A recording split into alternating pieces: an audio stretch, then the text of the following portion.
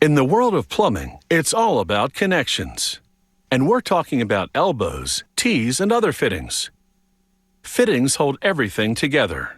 They're also used to reroute pipes and control the flow of liquids. Without them, things just wouldn't flow as they should.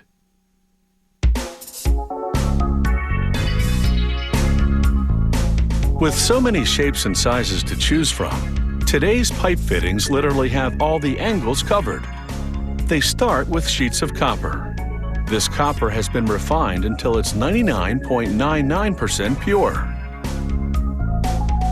They load the sheets into a furnace that's fired at just over 1800 degrees Fahrenheit. The copper melts into a piping hot soup and then flows into a second furnace. This one has cylindrical molds, which draw the liquid copper up and cool it as they shape it into solid copper rods. These rods are flexible enough to wind through rollers as they travel towards a big spindle.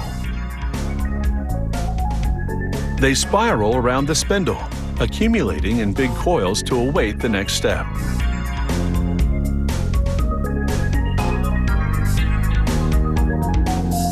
This device uncoils the copper and chops it into little pucks about the diameter of a quarter. Incredibly, each one of these pucks will be used to make a plumbing fitting. This tool pushes the copper puck into a cylindrical die to shape it into tubing. In this one swift action, a little copper puck is transformed into a much longer piece of pipe. This copper has been reshaped as easily as a piece of putty. One end is closed, but it's just temporary. At the next station, equipment bends the tubing around forms to give it an elbow shape. At the same time, a blade cuts the closed end to open it up. Next, these elbows will get some fine-tuning. A two-part device comes together to steady them, as tools stretch the internal diameter so the part will fit on other pipes. A spinning cutter then carves bevels onto the rims. This beveled edge will allow it to slide more easily onto other pipes during installation.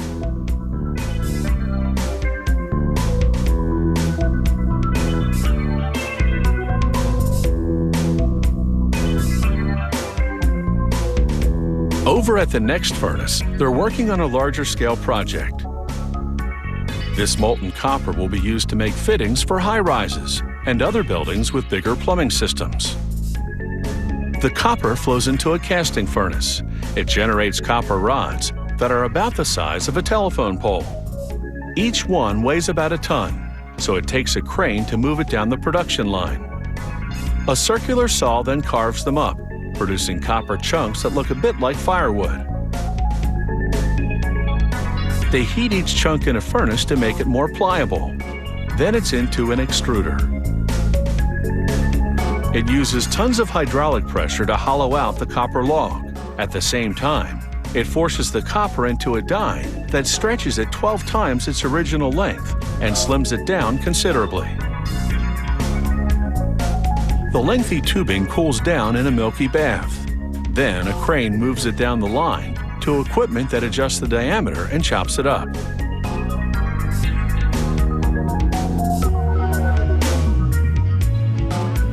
Water now flows into the shorter piece of pipe, which is encased in a mold. Tools push into the pipe, forcing the water in a vertical direction. Sheer water pressure reshapes the tubing into a T, while the mold establishes the contours. T-fittings are used to combine or split the flow of fluid in a plumbing system, and the water forming press does a seamless job of making them.